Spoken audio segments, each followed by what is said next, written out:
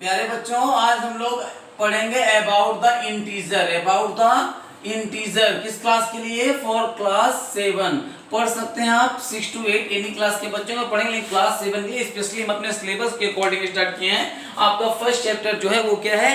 Integer. आपका first chapter है integer. आपको सबको आज जो पढ़ना है वो अबाउट इंटीजर पढ़ना है। क्या पढ़ना है? About integer. इंटीजर क्या है अब इसके बारे में सबसे पहले आपको बता देता हूं। आपने क्लास 6 में भी इंटीजर के बारे में पढ़ाई की हुई है। इंटीजर में आपको क्या पढ़ना है कि integer is a whole number. Integer is a whole number. एक होल नंबर का मतलब क्या हुआ? 1 2 3 4 5 6 7 8 आपकी सारे नंबर्स जो है क्या है? वो होल नंबर्स हैं। But it consider as a positive और निगेटिव विद जीरो। इसमें पॉजिटिव भी होता है, निगेटिव भी होता है और जीरो को भी हम इसमें काउंट करते हैं। ठीक है, इंटीजर आपका क्या है? होल नंबर है, but positive and negative also count. ठीक है ना, इसमें हम पॉजिटिव और निगेटिव दोनों तरह के नंबर्स को लेते हैं। जैसे कि आपने क्या किया है, मेरे कहने का मतलब होल नंबर आपका क्या होता है? 1 2 3 4 5 6 0 इंक्लूडिंग जीरो। मतलब अभी आप क्या कर रहे हैं, ये सब देखिए काउंट करेंगे जब नंबर, तो ये देखिए एक तरीके से सारे नंबर आपके ये होल नंबर है। ठीक है, इंटीजर में आपको क्या है? 1 2 3 4 5 तो होता ही है, -1 -2 -3, इसमें भी ये सब भी आपके इंटीजर्स है। ठीक है ना, तो plus minus and also consider zero, और जीरो जिसके साथ होता है। तो जीरो एक ऐसा इंटीजर होगा ना तो positive, neither positive nor negative. एक ऐसा नंबर जो कि ना पॉजिटिव हो और ना ही निगेटिव, बट इंटीजर तो कौन है? जीरो है। सुपर इंपॉर्टेंट बात है, इसको आप लोग अपने दिमाग पे बना के चलेंगे। तो आपको इसमें क्या समझना है कि होल नंबर्स हैं, लेकिन पॉजिटिव और निगेटिव दोनों साइंस के साथ हमको पढ़ना है। ठीक है, तो बेटा एक बात बड़ी समझने की होती है ना कि हम इंटीजर जैसे पढ़ाई कर रहे हैं, अब इंटीजर पढ़ रहे हैं तो सोच रहे हैं यार कि नंबर के बारे में मुझे अब तक तो समझ में आया कि 1 2 3 4, ये तो जब हमने पढ़ा अपने बचपन से कि सर 1 2 3 4, या पैसा आपने देखा होगा 10 20 30 40 आपकी जेब में नोट रहते हैं, तो ये तो समझ में आ रहा है। लेकिन -10 रुपए हमारी जेब में है, ये क्या कभी समझ में आपको आ रहा है क्या? ये समझना ही मुश्किल नजर आएगा आपको कि सर इस नंबर का यूज क्या है। बताइए, अगर मैं आपसे बोलूं कि आपकी जेब में -10 रुपीज है, तो एक तरीके से बच्चों के लिए सोचने की बात होती है। शुरुआत में हम जब पढ़ते थे हम भी सोचते थे कि यार -10 का कहने का क्या मतलब है, क्यों -10 यूज, इस तरह की नंबर का उपयोग हम कहाँ पे करते हैं? पैसे में तो नहीं पॉसिबल है, फील भरे हम करेंगे, फील कर सकते हैं, लेकिन क्या ऐसा कभी संभव है कि आपकी जेब में -1 रुपीज हो? 1 रुपए तो पॉसिबल है, 1 रुपए बाहर निकाल दिए तो 0 रुपीज आपकी जेब में हो गए। बट जब जीरो के बाद मैं बात करूं कि -1 रुपीज आपकी पॉकेट में है, ये हम फीलिंग में ला सकते हैं, लेकिन हमको पता है कि मेरी जेब में ऐसा कोई ऑब्जेक्ट नहीं है जिसको हम बोले कि -1 है। बट फिर इसका यूज सर कहाँ पे हो रहा है? स्पेशली बेटा इसका यूज कहाँ पे आपको समझ में आता है? देखिए मैं एक दो चीजें आपको अच्छा सा एग्जांपल लेता हूँ। जैसे आप टेम्परेचर देखो, टेम्परेचर का मतलब आप समझ रहे हो कि आपका तापमान देखते हो ना, तो बोलते हैं तापमान आज 40 डिग्री सेल्सियस हो गया है। आपने सुना होगा इसको कि 40 डिग्री सेल्सियस तापमान हो गया, बड़ी अच्छी बात है। लेकिन आप टीवी लगातार देखते हो कि जब ठंडियों का सीजन आता है ना, बोलते हैं यार आज 4 डिग्री से तापमान है। अरे भाई ये तो और कम हो गया। फिर आप उसमें समाचार में ये भी सुनते हैं कि यहाँ ठंडी इसलिए ज्यादा पड़ी अपने सुल्तानपुर में क्योंकि आज कश्मीर में बर्फ पड़ रही है। कश्मीर में बर्फ पड़ने का मतलब कि बोलते हैं कि वहां का पारा 0 से भी नीचे लुढ़क कर चला गया। अब जैसे 0 तक तो समझ में आता है, लेकिन 0 से नीचे लुढ़क कर चला गया मतलब उससे भी ज्यादा जब ठंडी बढ़ती है तो बोलते हैं टेम्परेचर -1 डिग्री सी हो गया, -2 डिग्री सी हो गया, -3 डिग्री सी हो गया। तो इसकी रिक्वायरमेंट पड़ रही है कि नहीं पड़ रही है आपको? वहां पे हम कैसे बताएंगे जब हमको 0 से भी मतलब 0 तक का तो एक तापमान होता है, लेकिन उससे ज्यादा ठंडी महसूस हो रही है, तो उसको कैसे प्रदर्शित करेंगे? तो उस प्रदर्शन के तरीके के लिए इस तरह की नंबर्स को भी लाना पड़ा हमारी मैथमेटिक्स में। ठीक है ना, नहीं तो इसकी कोई रिक्वायरमेंट ऐसी थी नहीं, लेकिन रिक्वायरमेंट आपको अभी समझ में आ रही होगी कि सर इतनी ठंडी तक तो बता सकते थे, इसके बाद भी ठंडी हो रही और ठंडी, तो उसको भी बताने के लिए टेम्परेचर बनाया। कैसे बताएंगे हम लोग? -1 डिग्री मतलब 0 से भी ज्यादा ठंडा, इससे भी ज्यादा ठंडा, इससे भी ज्यादा ठंडा। इस तरीके से इसको समझने के लिए हम लोगों ने समझा है। इंटीजर्स आपको समझ में आ गया होगा कुछ हद तक, मुझे जहां तक महसूस हो रहा है। ये आपकी एक्सरसाइज नंबर 1.1 के लिए मैं सब कुछ बता रहा हूँ। ये जो कुछ भी मैं बता रहा हूँ एक्सरसाइज नंबर 1.1 के लिए। क्लास 6 में भी आपने अबाउट नंबर लाइन पढ़ा होगा। क्या पढ़ा होगा? Number line. आपने सबने सुना होगा मेरे प्यारे बच्चों कि नंबर लाइन में आपको इंटीजर समझ में आसानी से आता है और कुछ भी ऐसा नहीं है। मींस हम यहाँ पे क्या करेंगे, take a line and consider a point 0, ठीक है ना। एक 0 पॉइंट यहाँ पे कंसीडर करेंगे आप लोग, कहीं पे एक 0 पॉइंट लेंगे, ठीक है। यहां से आपको समझना क्या है, if we move in the right hand direction, किस डायरेक्शन में? राइट हैंड डायरेक्शन में। अगर हम लोग दाहिनी तरफ चलते हैं तो जितने भी नंबर आएंगे +1 +2 +3 +4 dot dot and so on, means positive number आएंगे। कहां पे?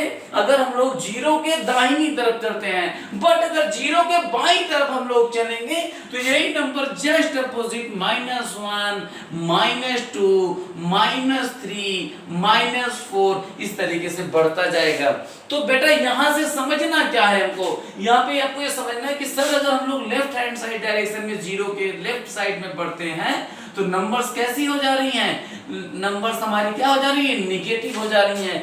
बट हमको आपको यहाँ से समझना है मेन पॉइंट क्या, कि how to compare the integers.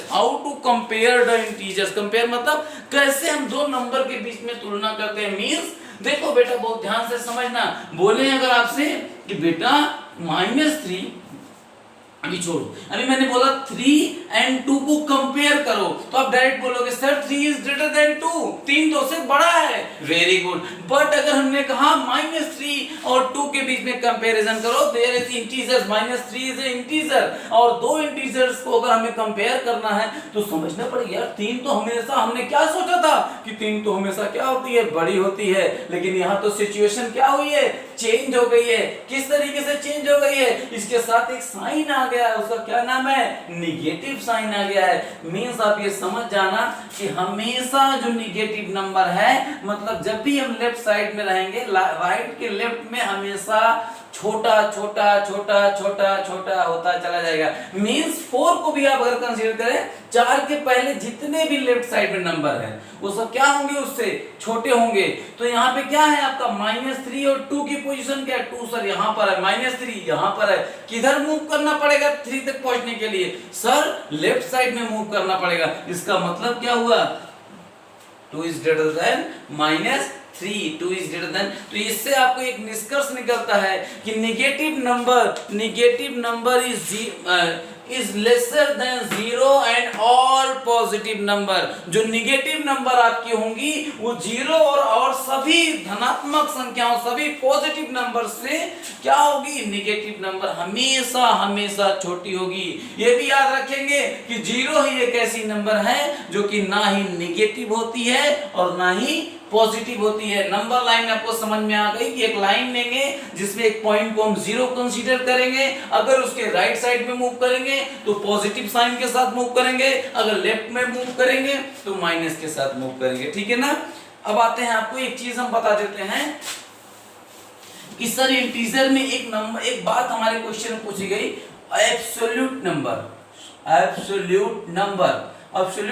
का मतलब क्या होता है सर? इसका मतलब क्या होता है? जैसे आप ध्यान से सुनो, 4 एब्सोल्यूट वैल्यू ऑफ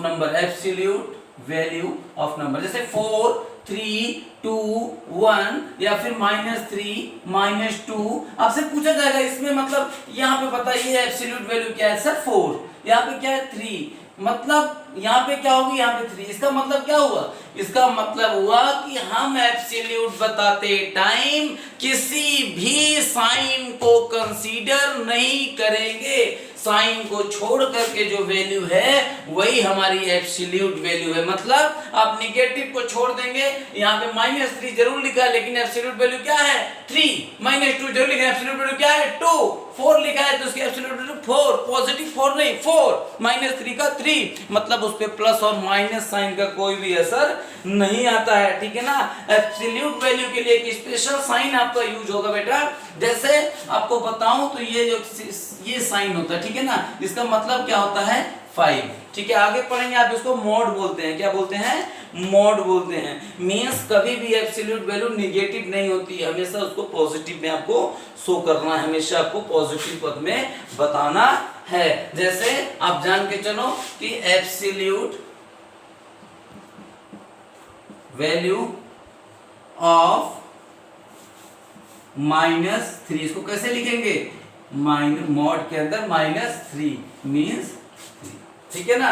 इसके अंदर से जब भी बाहर निकलेगी नंबर तो पॉजिटिव हो जाएगी। एब्सोल्यूट बताने के लिए सबसे पहले मॉड लगाइए और बाहर निकले तो पॉजिटिव कर दीजिए। अब आप जितना मैंने आपको बताया इसके अकॉर्डिंग आप एक्सरसाइज नंबर 1.1 अपनी बुक से सॉल्व कर सकते हैं। आप लोग अपनी बुक्स जरूर ले लें और उससे सॉल्व करना स्टार्ट करें, क्योंकि आपको सिलेबस धीरे धीरे खुद से ही कंटिन्यू अभी करना है जब तक कि अपने यहाँ कोरोना वायरस का प्रकोप है, इससे बचना भी है और घर पे ही रहना है। सबके लिए स्पेशल संदेश है कि उनको सुरक्षित रहना है और आगे पढ़ाई को भी जारी रखना है। तो बुक्स लीजिए और घर पे सॉल्व करना शुरू करिए। कोई भी अगर प्रॉब्लम आ रही है तो जरूर कमेंट करिए, व्हाट्सएप ग्रुप पे आप अपने बता सकते हैं कि सर मुझे इस क्वेश्चन में प्रॉब्लम आ रही है, प्लीज चेक कर लीजिए, ठीक है ना। बुक्स आप लेकिन जरूर लीजिए, तभी आप सॉल्व कर पाएंगे। Okay, thank you.